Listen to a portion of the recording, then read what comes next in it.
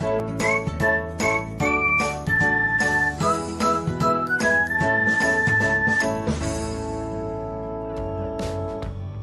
everyone, welcome back to another episode of Technologyglance.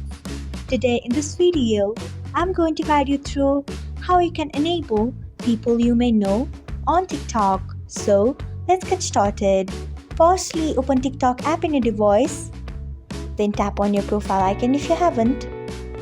Next, tap on three lines icon.